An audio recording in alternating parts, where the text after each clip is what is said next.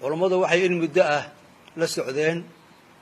wararka la xiriira ninka la yiraahdo Cabdiweli Sheekh Cali Cilmiyare oo jooga gaalkacyo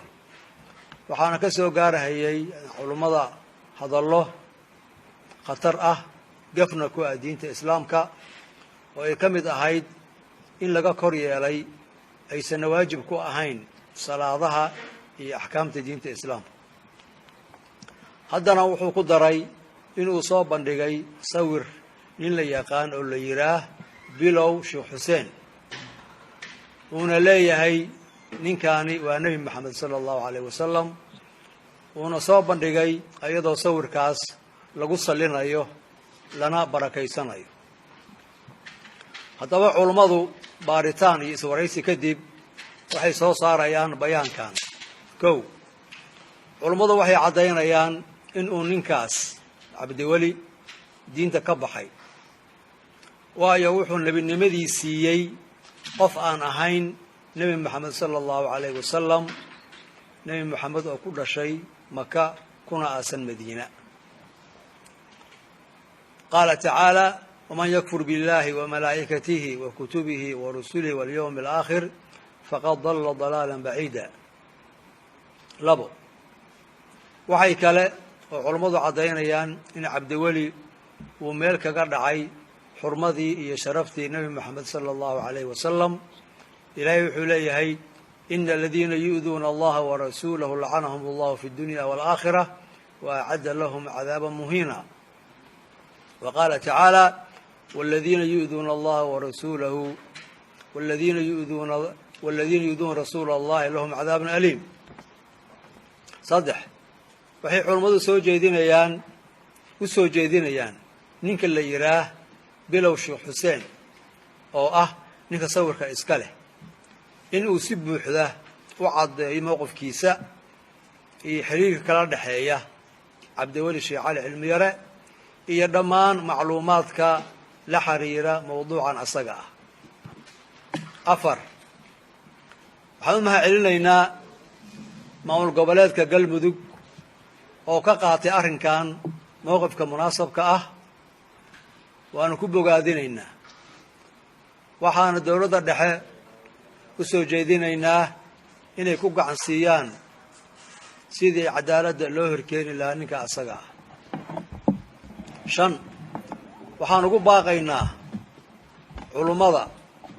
waxgaradka odayaasha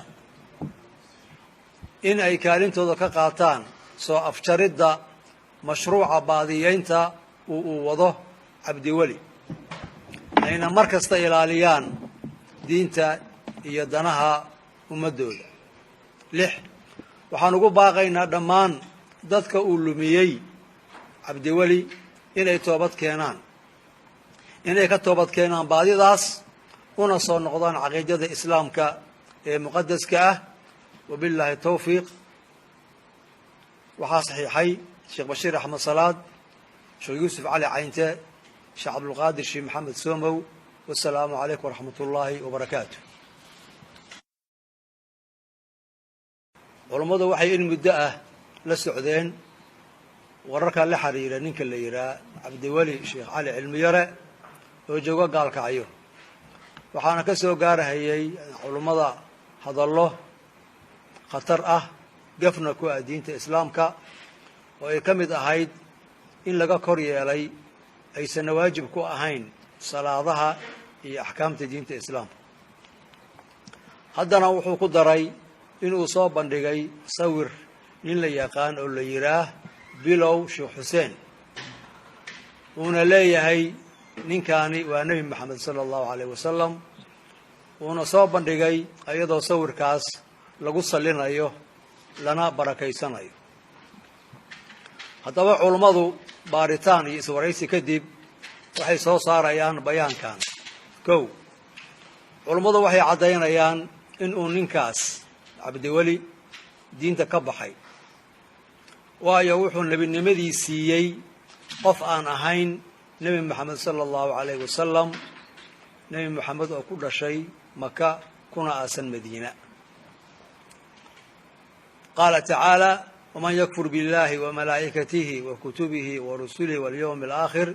فقد ضل ضلالا بعيدا labo waxay kale oo culimmadu caddaynayaan in cabdiweli uu meel kaga dhacay xurmadii iyo sharaftii nebi moxamed sala allahu calayhi wasalam ilaahay wuxuu leeyahay ina aladiina yu'duuna allaha warasuulahu lacanahum allahu fi dunya waalaakhira wa acadda lahum cadaaban muhiina wa qaala tacaala والذين يؤذون الله ورسوله والذين يؤذون رسول الله لهم عذاب أليم صدح